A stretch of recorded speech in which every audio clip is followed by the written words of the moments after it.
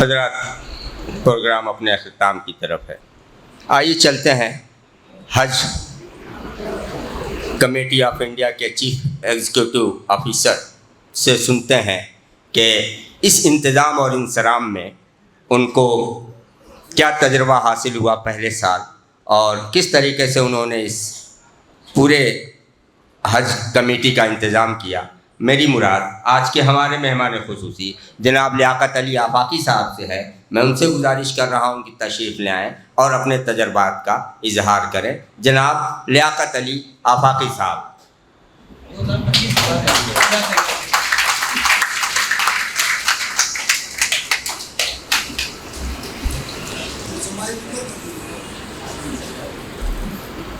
رب اشرح لی صدری ویسر لی امری واحلل عقدۃ من لسانی یفقہوا قولی. سب سے پہلے اس پروقار حال میں ان تمام حجاج کرام جو تشریف فرما ہے یہاں پہ، میں ان کا تہہ دل سے یہاں پہ استقبال اور خیر مقدم کرتا ہوں، اور ان کو اس بار کے فرید حج کی ادائیگی کے لیے ان کو مبارکباد پیش کرتا ہوں، اور بارگاہ خداوندی میں یہ دعا گو ہوں کہ آپ سبھی لوگوں کا حج مبرور اور حج مقبول ہو انشاءاللہ. یہ پروگرام میرے لیے بہت ہی تاریخی ہے، ایتہاسک ہے. وہ اس لیے کہ یہ پہلا ایسا پروگرام ہے جہاں پہ میرے والد محترم کے ساتھ ساتھ آج یہاں میری والدہ بھی پروگرام میں شامل ہے. یہ پہلی بار مجھے اس طرح کا بہت فخر ہو رہا ہے، اور پہلی بار ایسا ہو رہا ہے کہ میں والد کے سامنے تو بہت بولا ہوں، والدہ بھی موجود ہیں، اور جب دونوں ہیں تو میری زبان میں تھوڑا لڑکھڑاہٹ ہے، کیونکہ شروع سے عادت ہے کبھی ماں باپ کے آگے جو ہے یہ زبان چلی نہیں، اور آگے بھی انشاءاللہ ایسی امید ہے کہ اس طرح کی گستاخی نہیں ہوگی.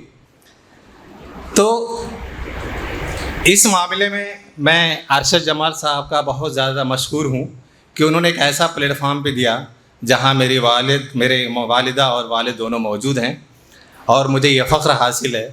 اور مجھے شاید یہ بھی ہے کہ شاید ان کو بھی تھوڑا موڑا فخر ہو رہا ہوگا کہ مجھے یہاں پہ سامنے دیکھ کے بولتا ہوا دیکھ کے، خاص طور سے میری والدہ کو. انہوں نے تو کبھی مجھے نہیں دیکھا، اور امید کرتا ہوں کہ میری باتیں بھی ان کے گوش گزار ہوں. اور میں بہت زیادہ مشکور ہوں آپ تمام لوگوں کا جو یہاں پہ اس اتنے اچھے پروگرام میں مجھے مدعو کیا، اور آپ لوگوں کے تاثرات سن کے دل سے یہی بات نکلتی ہے کہ شاید میں اتنا ڈیزرو نہیں کرتا ہوں جتنا کہ یہاں پہ میرے بارے میں کہا گیا. امتیاز ندیم صاحب، بہت بہت شکریہ آپ کا، جو آپ نے سارے حاجیوں کی طرف سے تاثرات پیش کیے. میری 2024 میں جب میں حج کا پروگرام کے لیے مجھے نامزد کیا گیا، جب مجھے یہ ذمہ داری دی گئی، تو سب سے بڑا جو مجھے خوف تھا اور جو ایک ڈر تھا کہ پتہ نہیں میں اس ذمہ داری کو بحسن خوبی انجام دے پاؤں گا کہ نہیں. میں ہمیشہ پروردگار سے دعا گو تھا کہ اللہ، بس میری عزت آپ کے ہاتھ میں ہے، میری تو کوئی حیثیت نہیں، بس آپ میری عزت رکھ لیو. اور اللہ نے بہت اچھے انداز میں جو ہے ہماری عزت افزائی کی، اور میں نے بہت کچھ خاص الگ سے اپنے مئو کے حاجیوں کے لیے کچھ نہیں کیا. یہ کیونکہ مجھے جو انتظامات کرنے تھے وہ تو پورے ہندوستان کے لیے کرنے تھے، اور وہ کہتے ہیں کہ جب آپ کی جس مٹی سے بہت زیادہ لگاؤ ہوتا ہے تو اس کا خیال ہمہ وقت آپ کے ذہن میں رہتا ہے. تو میں جب بھی کوئی پروگرام کرتا تھا کسی بھی اسٹیٹ کے لیے، کسی بھی ریاست کے لیے، کسی بھی ضلع کے لیے، تو پھر یہ ہوتا تھا کہ مئو کا کیا ہے، ابھی میں پورے ہندوستان کے حاجیوں کے لیے بلڈنگ کا انتظام کر رہا ہوں، پھر آخر میں ہوتا تھا کہ ہمارے مئو کے حجاج کرام کہاں رہیں گے. آپ مدینہ جا رہے ہیں، سارے ہوٹلز کا انتظامات ہو گئے ہیں، سب کو ہوٹل الاٹ ہو گیا ہے، تو میں نے کبھی یہ جاننے کی کوشش نہیں کی کہ ہمارے مئو کے جو حجاج کرام ہیں ان کو کون سا ہوٹل دیا جا رہا ہے. پھر ذہن میں یہ بات آتی، دل میں یہ بات ہوتی تھی کہ ہمارے مئو کے حجاج کرام کس ہوٹل میں ہیں. آپ کے جب مشاعر ریجن مینا مزدلفہ عرفات میں جب جانے کی بات تھی تو ٹرین کا بھی انتظام کیا گیا تھا، بسز کا بھی انتظام کیا گیا تھا. پھر میری خواہش تھی کہ آپ سبھی لوگ ٹرین سے جائیں. میں نے کچھ الگ سے نہیں سوچا، پھر خیال آتا تھا کہ ہمارے مئو کے حجاج کرام بذریعے بس سفر کر رہے ہیں یا ٹرین. تو یہ اللہ کا لاکھ لاکھ شکر اور احسان ہے کہ انہوں نے سارا کچھ انتظامات سبھی لوگوں کے لیے بہت اچھا کرایا. دیکھیے جب فریضہ حج جو ہے اس کی ادائیگی ہے، جب آپ جانتے ہیں، آپ سنتے ہیں کہ اس میں بہت ساری تکالیف اور دشواریوں کا سامنا کرنا پڑتا ہے. اس سے ہم گریز نہیں کر سکتے، بھاگ نہیں سکتے. اور اس بار شاید امتحان بہت سخت تھا. آپ لوگوں نے دیکھا ہوگا کہ خاص طور سے جب آپ مینا میں تھے، جب آپ 7 ذی الحجہ کی رات میں اور 8 ذی الحجہ کی صبح میں بہت سے لوگ جب پہنچے ہوں گے، اور جو اس دن کا جو منظر تھا وہاں پہ، جو درجہ حرارت تھی 52 ڈگری میں، تو جو کبھی کسی نے توقع ہی نہیں کی تھی کہ شاید اس طرح کی دشواریوں کا سامنا کرنا پڑے. اور میرے ساتھ واقعی جو کہتے ہیں کہ شاید میرے بھی امتحان کی گھڑی تھی، ہم سبھی کے لیے امتحان کی گھڑی تھی کہ اس درجہ حرارت میں، اور اس بار بھی جب کہ بہت ساری پالیسی مملکت سعودیہ عربیہ کی طرف سے جو ہے تبدیل تھی، بدلی ہوئی تھی. اس بار آپ لوگوں نے یہ تجربہ کیا ہوگا، خاص طور سے نسک کارڈ کے لیے، جب جو بالکل کہتے ہیں کہ جب آپ لوگ شاید جب مدینہ شریف سے واپس لوٹے ہوں گے تب آپ کو بتایا گیا ہوگا کہ سبھی کا جو ہے نسک کارڈ بننا ہے، اور سبھی کے پاس نسک کارڈ رہنا بہت ضروری ہے، کیونکہ اس کے بغیر کسی کی بھی جو ہے وہ داخل نہیں ہو سکتا تھا مشاعر ایریا میں. تو اس ٹائم بہت سے لوگ مجھے ملے جو بہت پریشان بھی تھے کہ ہمارا نسک کارڈ نہیں بن رہا ہے، ہمارا یہ نہیں، کسی کا کھو گیا، ان کا کچھ ضروری کاغذات کھو گئے. اور بہت سے لوگ ایسا ہے کہ بہت سے لوگوں کا جو ہے نسک کارڈ ان کا موبائل پہ ڈاؤن لوڈ ہو گیا تھا اور کچھ لوگوں کا نہیں ہو رہا تھا، بہت حیران و پریشان تھے. تو جب میں جہاں پہ سارے حجاج کرام مئو کے تھے، جب میں بلڈنگ پہ گیا تو میں ساری شکایتیں سنا. میں نے جب ان کو بتایا کہ اس میں کسی کو بھی فکر کرنے کی ضرورت نہیں ہے، تو میں نے دیکھا واقعی لوگ ایک دم بے فکر ہو گئے. اس کے بعد بہت سے لوگوں کا نسک کارڈ نہیں تھا، تو لیکن تو کوئی نہیں، لیاقت بھائی ہے نا. تو میں نے وہ دیکھا کہ میں نے لگتا ہے کچھ زیادہ ہی بے فکری وہاں پہ لا دی، تو لوگ کسی بات کو خاطر خواہ میں لا ہی نہیں رہے تھے. بہت سے لوگوں کے آخر میں نے دیکھا 1-2 دن بچے تھے، ان کے پاس نسک کارڈ نہیں تھے، مگر وہ بے فکر تھے کہ وہ جو ہے، مگر اللہ کا یہ کرم تھا کہ سبھی کا نسک کارڈ جو بالکل ہے جانے سے پہلے سبھی کا تیار تھا. اور میں یہ نہیں کہتا کہ یہ مشکلیں اور دشواریاں اس حج میں نہیں تھیں. آپ لوگوں نے بھی کئی جگہ جو ہے دشواریوں کا سامنا آپ نے کیا اور بہت ہی ہمت سے کیا.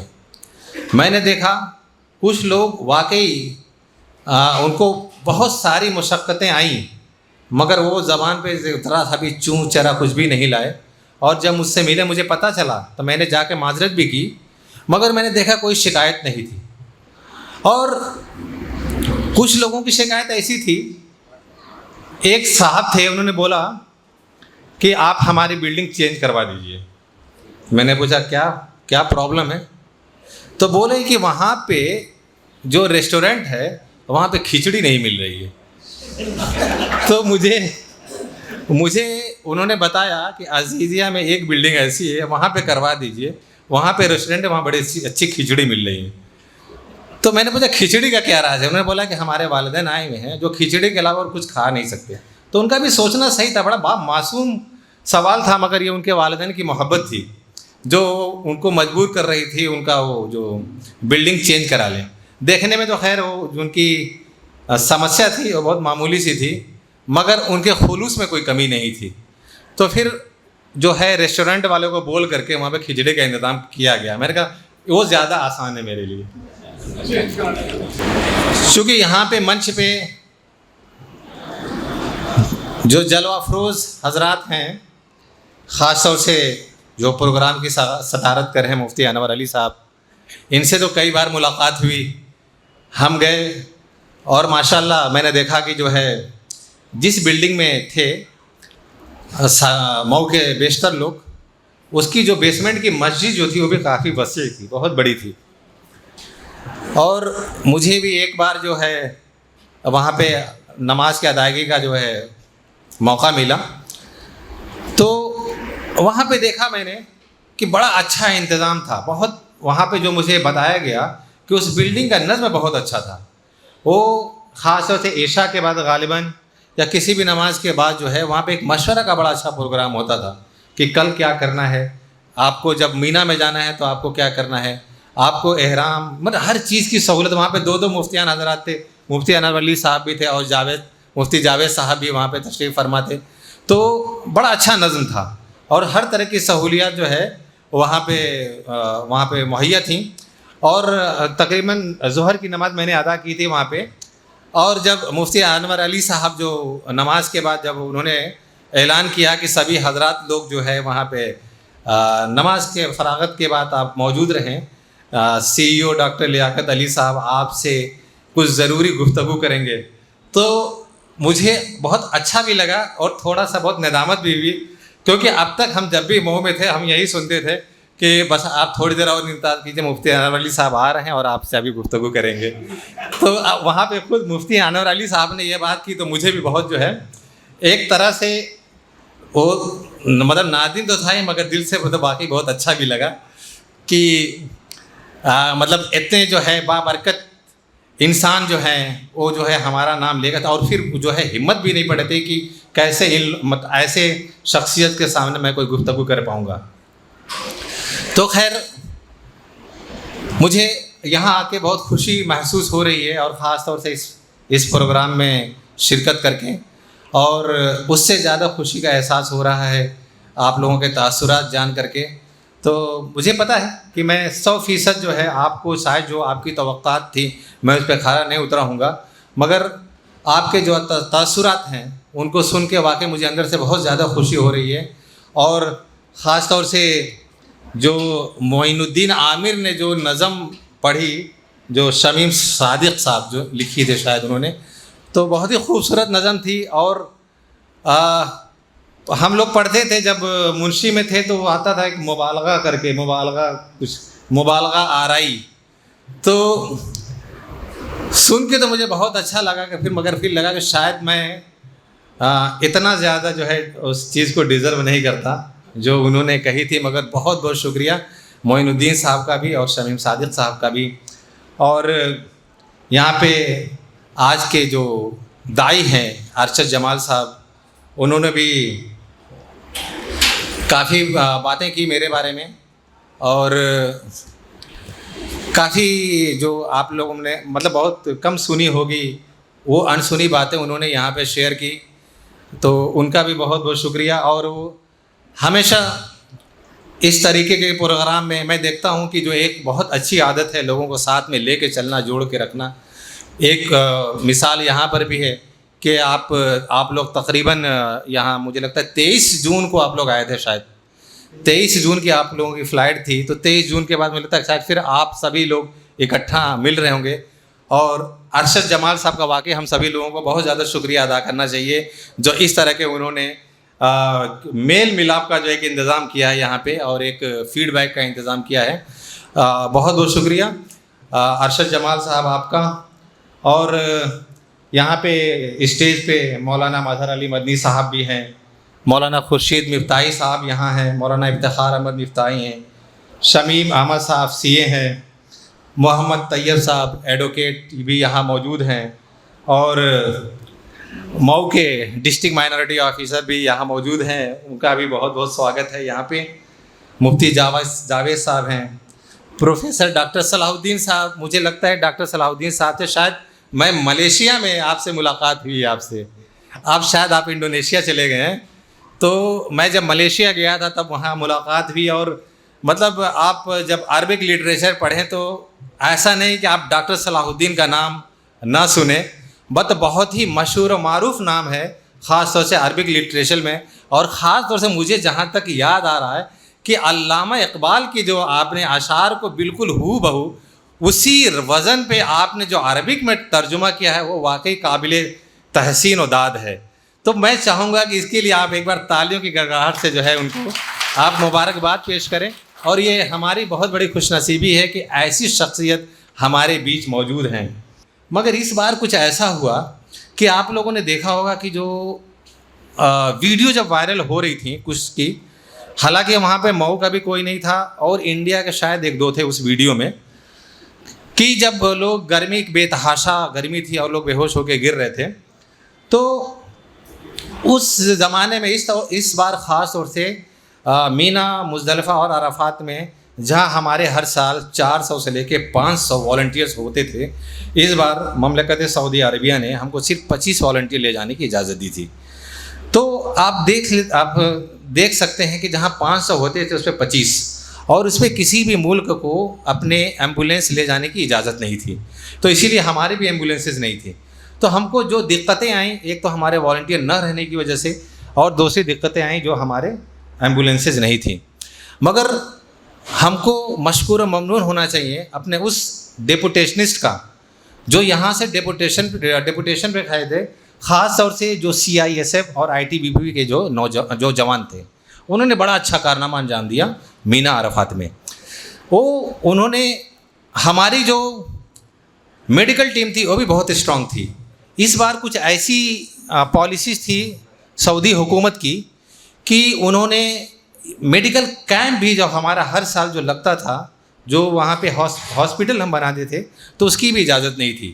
شاید ان کو یا جو سعودی حکومت کو یہ تھا کہ ہم اپنے ڈاکٹر سے ان کو مہیا کروائیں گے, ہمارے خود کے ہاسپٹلس ہیں ہم ان کو مہیا کروائیں گے, اور ہمارے جو والنٹیئرس ہیں وہ سارے کام کر لیں گے. مگر شاید ان کو احساس اس بات کا نہیں تھا کہ اس بار درجہ حرارت اتنا زیادہ پہنچ جائے گا, تو جس کی وجہ سے تھوڑی سی بد نظمی ہوئی.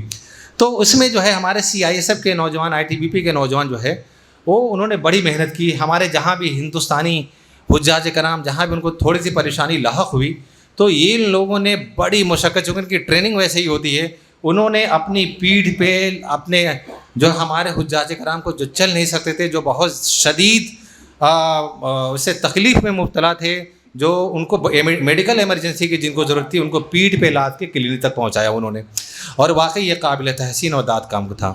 تو اس طرح سے جو ہے ہمارے حاجیوں کی جو اموات ہے وہاں پہ بہت ہی کم ہوئی, نہ کے برابر ہوئی. مشکل سے 3 یا 4 لوگ کی جو ہے موت جو ایسے ہی ہوئی جو ہیٹ اسٹروک سے جس کو کہتے ہوئی. نہیں تو آپ نے سنا ہوگا اور دیکھا ہوگا کہ کیسے دوسرے ممالک کے 500 600 لوگوں کی اموات ہوئی. تو اس میں اللہ تعالیٰ کا بہت جو ہے شکر اور احسان اس بات کا کہ ہمارے ہندوستان حاجیوں کی جو ہے موت بہت کم ہوئی, اور جو موت ہوئی اس میں زیادہ تر قدرتی اموات تھی, اور اس میں بھی زیادہ تر جو تعداد میں جو موت ہوئی وہ ان کی جو عمر تھی وہ 70 سال سے زیادہ تھی. اس بار لگ بھگ 75 سے 80% جو اموات ہوئی ہے ان کی عمر 70 سال سے زیادہ تھی, اور باقی تھے وہ بھی 60 سال سے زیادہ تھے, یعنی 60 سال سے کم کسی کی بھی جو ہے موت نہیں ہوئی. تو اب میں دھیرے دھیرے آ رہا ہوں کہ اس میں ایک چیز آپ کو تمہید اس لیے باندھ رہا تھا کہ اب اس بار کی آپ نے دیکھا ہوگا کہ پالیسی میں بہت ساری تبدیلیاں ہیں, بہت سارے سوالات آ رہے ہیں. تو میں چاہتا ہوں کہ اس منچ سے جو پورے ہندوستان سے جتنے سوالات آ رہے ہیں, جو جوابات ان کو نہیں مل رہے ہیں, وہ یہاں سے انشاءاللہ اطمینان بخش جواب ان کو مل جائیں گے. جو بہت سارے سوال آ رہے ہیں, پہلے یہ آ رہے ہیں کہ پہلے 70 سال کی عمر تھی اور اس کے ساتھ ایک کمپینین کی اجازت تھی, اور وہ جو ہے 70 سال کے جو حجاج کرام تھے وہ جنرل کیٹیگری میں بھی جا سکتے تھے, اور ان کے ساتھ ان کا جو ساتھی جو پہلے جاتا تھا, اگر حاجی 70 سال کے ہوتے تھے تو ان کے ساتھی کبھی کبھی 75 سال اور 80 سال کے ہوتے تھے, جن کو ہم کمپینین بولتے ہیں. تو اب دقت یہ تھی کون کس کی کیئر کرے گا. تو اس بار جو ہے اس چیز کو چیک کرنے کے لیے جو ہے حکومت ہند ایک نئی پالیسی لے کے آئی, کیونکہ ہمارے پاس یہ بھی آنکڑا تھا کہ پچھلے سال جتنی بھی اموات ہوتی تھی ان کی زیادہ تر جو عمر ہوتی تھی وہ 70 سال سے زیادہ ہوتی تھی. تو اس بار یہی ہوا کہ پہلے تو وہ 70 سال والی عمر ہی کم کر دی جائے. تو اسی لیے وہ عمر کم کر کے 65 سال کر دی گئی ہے پہلی چیز. اور 65 سال کے ساتھ یہ بھی اس کے ساتھ ایک شرط لگا دی گئی ہے کہ ان کے ساتھ جو ان کا کمپینین جو ساتھی حضرات ہوں گے ان کی عمر کسی بھی حال میں 65 سال سے زیادہ نہ ہو. پہلی چیز کیونکہ اگر کمپینین 65 سال سے زیادہ کے ہوں گے تو مشکل ہوگی ان کی کیئر کرنے میں. اس سب ایکسرسائز کا مطلب یہ ہے کہ جو بھی جائیں ان کے جو بھی حجاج کرام جو عازمین یہاں سے جائیں ان کے ساتھ جو ہوں وہ اتنے ہٹے کٹے اسٹرانگ ہوں یا صحت مند ہوں تندرست ہوں کہ وہ جو عمر دراز حاجی ہیں ان کے اچھے سے جو ہے ان کو دیکھ بھال کر سکیں. تو اس کے پیچھے یہ پرپس تھا. تو 2 طرح کی پالیسی ہے. ایک تو یہ کہ جو بھی 65 سال کے جتنے بھی حجاج 65 سال اور اس سے زیادہ جتنے بھی حاجی اور حجن جو بھی جائیں گے ان کے ساتھ ضروری ہے کہ ایک 65 سال کا ساتھی ہو یا 65 سال سے کم کی ایک سہیلی ہو. یہ ہے. اور اس کے ساتھ شرط یہ لگا دی گئی ہے کہ جو 65 سال سے کم کے جو بھی کمپینین ہوں گے وہ یا تو آپ کے شوہر ہوں یا آپ کی بیوی ہوں یا آپ کے بھائی ہوں بہن ہوں بچے ہوں. یہ شرط ہے کہ آپ کے اپنے ہوں. اور دوسری اس میں یہی ایک اور بھی ہے کہ ایک 65 سال کے ساتھ ایک اور کمپینین ہے جس کی عمر 60 سال سے نیچے ہو. تو اگر 60 سال سے نیچے کوئی بھی ہو سکتا ہے. وہ آپ کا دوست بھی ہو سکتا ہے, وہ آپ کا جو ہے قریبی رشتہ دار بھی ہو سکتا ہے, وہ آپ کی بیوی بھی ہو سکتی ہے, وہ آپ کی بہن بھی ہو سکتی ہے, وہ آپ کے بچے بھی ہو سکتے ہیں. تو یہ جو 65 سال جو ہیں یہ جتنے بھی لوگ 65 سال یعنی جو 1+1 یا 2+2 یعنی 65 سال کے ساتھ ایک کمپینین ہوگا تو 2 ہوں گے. اور اگر 65 سال کے 2 حاجی ہیں تو ان کے ساتھ 2 کمپینین ہیں تو یہ دونوں ریزرو کیٹیگری میں آئیں گے یعنی ان کا قرہ نہیں ہوگا. پہلی چیز اس بات کو آپ سبھی لوگ جو ہے اس کو ذہن نشی کر لیں. میں صرف آپ سے نہیں یہ مخاطب ہوں, میں یہ مخاطب ہوں پورے ہندوستان سے. مجھے پتہ ہے کہ یہاں سے ویڈیو یہ نکلے گی تو دور تلک جائے گی چونکہ اس طرح کے بہت سارے سوالات آ رہے ہیں. کچھ کا یہ ڈاؤٹ ہے کہ 65 سال اور 60 سال میں ان کو جنرل کیٹیگری میں جانا ہے. تو میں نے بتا دیا کہ 1+1 2+2 جہاں بھی یہ ہوگا وہ ریزرو کیٹیگری میں ہوگا. اب آتے ہیں دوسرے مدعے پہ. دوسری جو پالیسی میں تبدیلی لائی گئی ہے وہ یہ ہے محرم اور نامحرم کی. اس بار سعودی حکومت نے بہت ہی واضح الفاظ میں یہ بات کہہ دی ہے کہ اس بار آپ لوگ ایسا انتظام کریں جس میں محرم اور نامحرم الگ الگ کمرے میں ہوں. تو چونکہ یہ مطالبہ بہت پرانا ہے, یہ ڈیمانڈ جو ہے پچھلی بار بھی بہت شدت کے ساتھ اٹھائی گئی تھی اور جب پالیسی میں یہ لائی گئی بات تو کچھ لوگوں کو اس پہ اعتراض بھی ہونے لگے. اعتراضات بہت زیادہ ہیں اور خاص طور سے یہ اعتراضات ان لوگوں کی طرف سے ہیں جو کبھی حج پہ نہیں گئے. اور جب ہم نے ایک سروے کرایا, کسی ایک آرگنائزیشن نے سروے کرایا تو اس میں انہوں نے دیکھا کہ جتنے بھی حجاج کرام جو واپس آئے ہیں ان کا یہ اس قدم کی پرزور حمایت کر رہے ہیں یعنی محرم اور نامحرم الگ الگ ہونے چاہیے. جو لوگ نہیں گئے ہیں وہ لوگ یہ چاہتے ہیں کہ ہم کو ایک ساتھ رہنے دیا جائے. تو دیکھیے ہماری کوشش یہ ہے پہلے تو یہ کہ جتنے بھی ریزرو کیٹیگری میں جائیں گے یعنی 65 سال سے اوپر ان کے ساتھ ان کا پریوار ہے یعنی ریزرو کیٹیگری والے انشاءاللہ ایک کمرے میں رہیں گے. کیونکہ وہ خود ہی عمر دراز ہیں اور وہ اپنے ساتھ ایک کمپینین اسی لیے لے جا رہے ہیں کہ ان کی دیکھ بھال کر سکیں. اگر ان دونوں کو الگ الگ کر دیا گیا, علیحدہ کر دیا گیا تو وہ دیکھ بھال نہیں کر پائیں گے. اسی لیے جو ریزرو کیٹیگری کے لوگ جتنے بھی لوگ جائیں گے ان کو الگ نہیں کیا جائے گا, پہلی چیز. اور دوسری چیز, دوسرا جو کرائٹیریا ہے کہ جو اسپیشل اسسٹنس جن کو ضرورت ہے یعنی جو چل نہیں پھر سکتے, جو کسی بھی حالت میں معذور ہوں, جن کو کسی کی جو ہے ساتھ چاہیے, تو ایسے لوگوں کو بھی ایک ساتھ رکھا جائے گا. تو بات اب آ گئی کہ وہاں پہ دقتیں ہوتی ہیں جب آپ کا کمرہ بڑا ہو اور آپ کے ساتھ میاں بیوی ہوں, مگر آپ صرف 2 لوگ ہوں اور اس کمرے میں 2-3 اور فیملی آ جائے. پھر میں نے دیکھا کہ وہاں بہت ساری دقتیں ہوتی ہیں. یا آپ کے ساتھ آپ کی بیٹی ہو, بہنیں ہوں اور پھر اس میں کوئی اور بھی لڑکوں کے ساتھ فیملی آ جائے تو اب اس چیز کو ہم لوگ کمپیوٹر سے نہیں اس کو روک سکتے. تو اسی لیے باقی جو کیٹیگری ہے اس میں ہم محرم اور نامحرم کا خیال کر کے ان کو علیحدہ روم کریں گے. تو ان پہ لوگوں کو جو خدشہ ہے, جو ڈر ہے, ان کو یہ ڈر ہے کہیں ایسا نہ ہو کہ ہم جیسے ہماری فیملی کو الگ کر کے کسی اور بلڈنگ میں بھیج دیا جائے. قطعاً نہیں. ہم جب محرم اور نامحرم کو الگ کرنے کی بات کرتے ہیں تو ہم بات یہ کرتے ہیں کہ آپ لوگوں کا قیام جو ہے ایک ہی فلور پہ ہوگا. فلور ایک ہی ہوگا, کمرے اگل بغل ہو سکتے ہیں, آمنے سامنے ہو سکتے ہیں. اور انشاءاللہ ہم لوگ یہ بھی کوشش کریں گے کہ ہر فلور پہ ایک ریسیپشن بنوا دیا جائے تاکہ حسب ضرورت آپ جب بھی آپ کو ضرورت ہو آپ باتیں کر سکیں. اور باقی ایک اور چیز ہے, جب جہاں پہ بہت سے لوگ اپنے ہوتے تو ہم لوگ جگاڑ ٹیکنیک میں بہت آگے ہیں. اور مجھے یقین ہے کہ جب آپ جائیں گے تو جگاڑ ٹیکنیک سے جو ہم لوگوں کو بھی پتہ نہیں ہوگا, آپ لوگ بہت مطمئن اور خوش رہیں گے وہاں پہ. ہم کو پتہ بھی نہیں چلیں گے کہ آپ کا جگاڑ وہاں پہ ہو چکا ہوگا. تو خیر, تو ہم جو بھی کر رہے ہیں تو یہ دیکھیے حکومت ہند کی کہیں بھی یہ منشا نہیں ہے کہ ہم اپنے حجاج کرام کو کسی طرح کی تکلیف یا دشواری یا کوئی مشقتیں ہونے دیں. ہم جتنی بھی یہ پالیسی لا رہے ہیں اس کے پیچھے صرف یہ مقصد ہے کہ ہم آپ کو زیادہ سے زیادہ کیسے سہولیات مہیا کرائیں, اور اس سے زیادہ جو ہم کو فکر ہے کہ آپ جیسے جائیں اسی طرح بخیر و عافیت اپنے وطن واپس لوٹائیں. اس پہ جو ہے حکومت ہند بہت سنجیدگی کے ساتھ غور و فکر کر رہی ہے کہ وہاں پہ, حالانکہ اگر ہم کسی سے بھی پوچھیں یہاں پہ جو بھی ہے تو اس کی سب سے بڑی خواہش ہوگی کہ ہماری موت جا کے مدینہ مکہ میں ہو جائے, ہماری تدفین وہاں ہو جائے.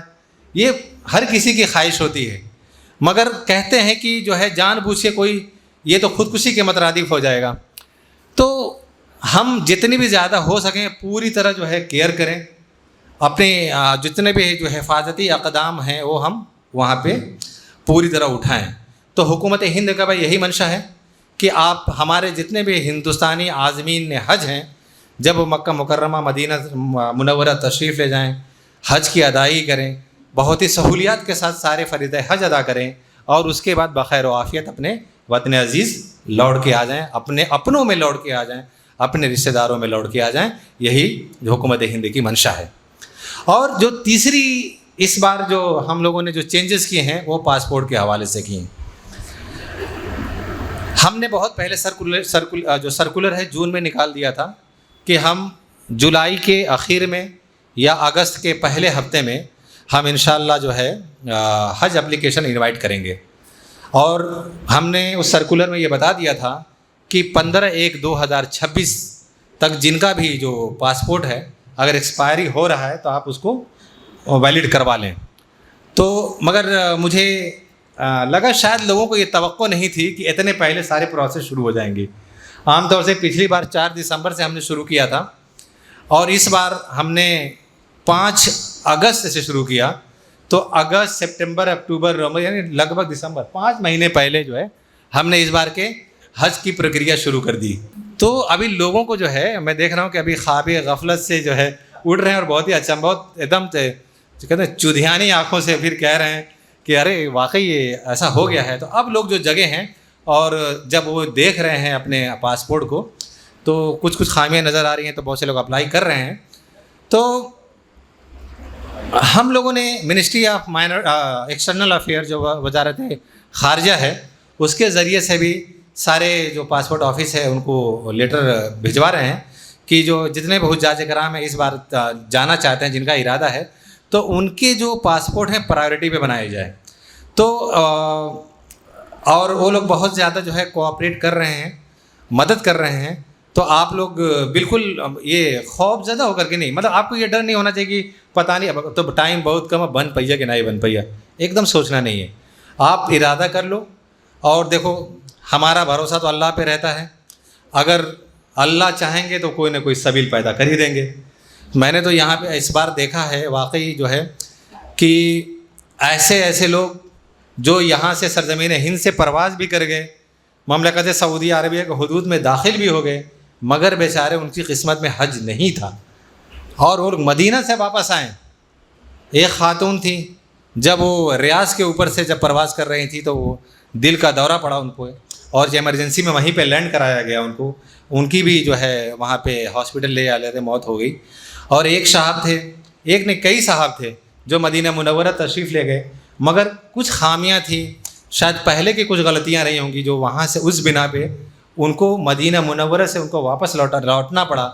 وہ بیچارے اپنے والدہ اور بیوی کے ساتھ گئے تھے. والدہ اور بیوی تو انہوں نے کہا کہ نہیں اب اماں آئی ہیں تو حج کر کے جائیں گی، تو وہ لوٹ کے آ گئے اور بیوی اور والدہ وہی رہ گئی.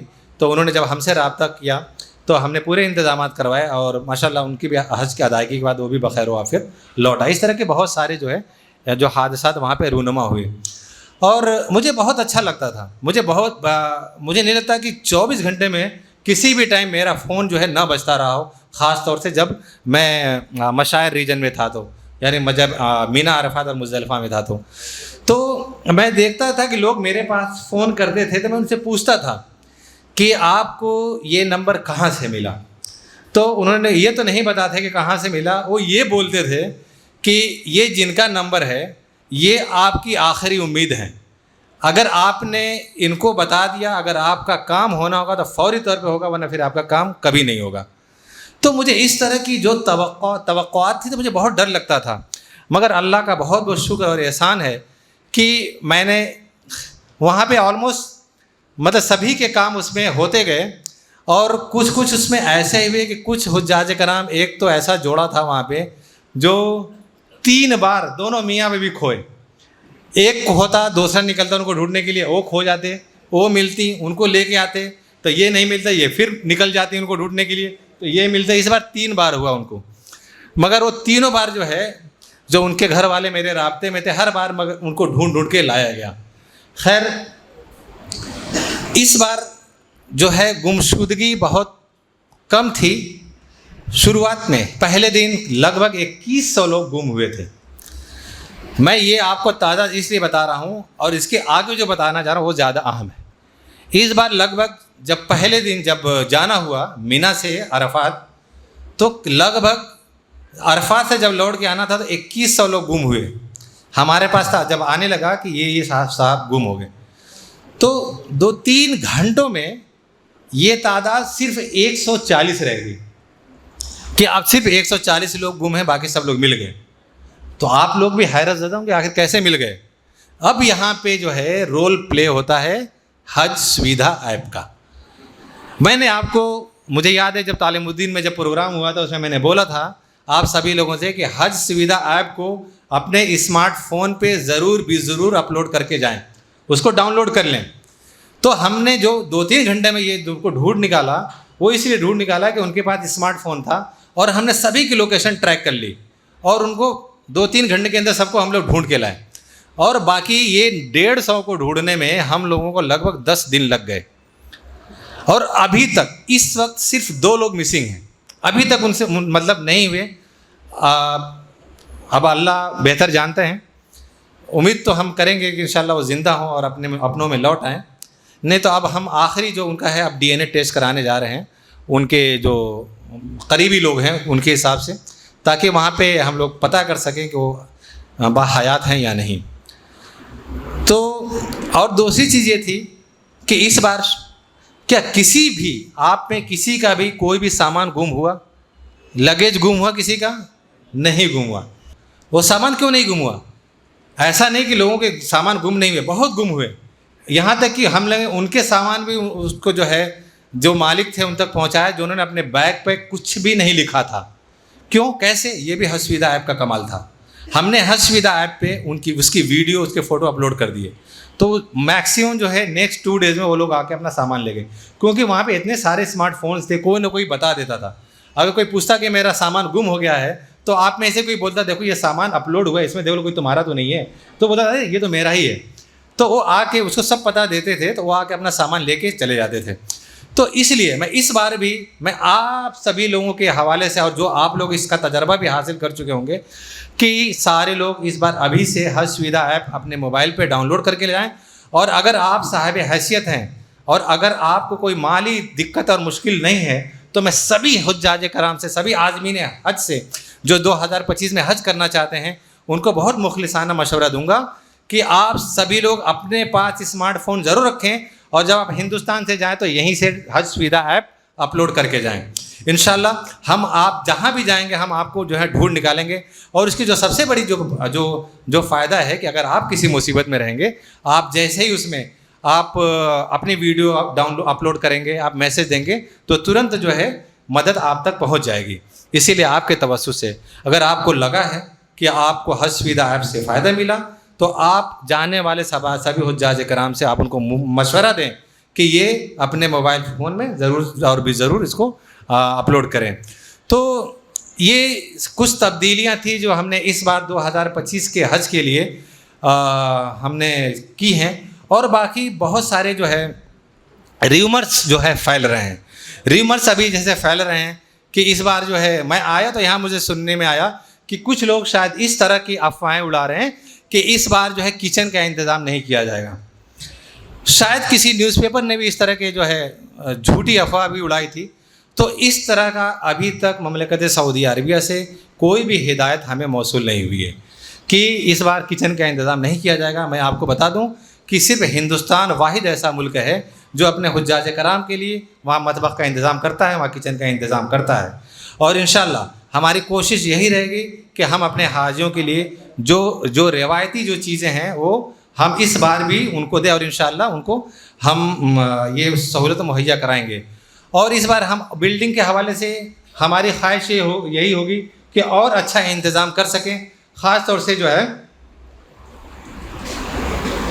نہیں جن کی میعاد جو ہے میں بتا دوں کہ اگر ہم نے جو ڈیٹ دی ہے پاسپورٹ میں 15/1/2026 کی, اگر اس سے ایک دن بھی ہوگی یعنی 14 تاریخ میں بھی اگر کسی کی میعاد ختم ہوگی تو وہ اپلائی نہیں کر سکتے, کیونکہ جو سسٹم ہے جو کمپیوٹرائز سسٹم ہے اس میں وہ چیز فیڈ کر دیا گیا ہے.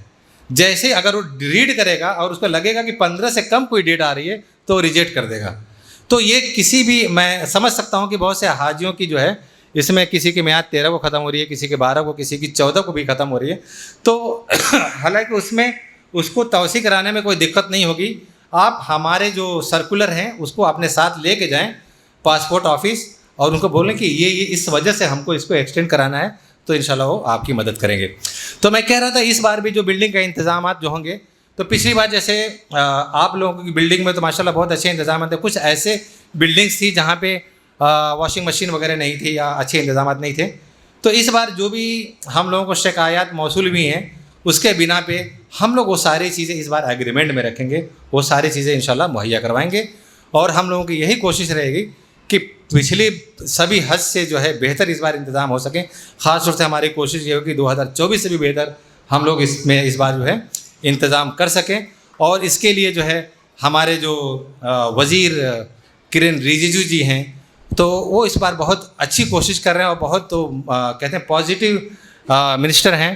اور ان کی یہی ہے کہ چاہے کچھ بھی ہو ہم کو کہیں سے بھی جہاں ہم کو لگے کہ ریٹ بڑھائے ہوئے بنا جو ہے حاجیوں پہ ایکسٹرا برڈن دیے ہوئے ہم لوگ اچھے انتظامات کریں اور پہلے سے بہتر انتظامات کریں. اور انشاءاللہ اگر آپ کی دعا شامل حال رہی تو ہم اس بار بھی بہت اچھا انتظام جو ہے کریں گے. اور ان سب کے ساتھ جیسے مجھے کہا گیا ہے کہ میں تھوڑی بات اپنی مختصر کروں تو واقعی میں مختصر کرتا ہوں. اور میں آپ سبھی لوگوں کا بہت بہت شکریہ ادا کرتا ہوں کہ جو آپ کے خاص طور سے آپ کے تاثرات کے لیے میں سوچتا ہوں کہ بڑے اچھے الفاظ میں آپ کا شکریہ ادا کروں, مگر پھر لگتا ہے کہ میں تو اپنی سرزمین پہ ہوں اور آپ سبھی لوگ اپنے ہیں.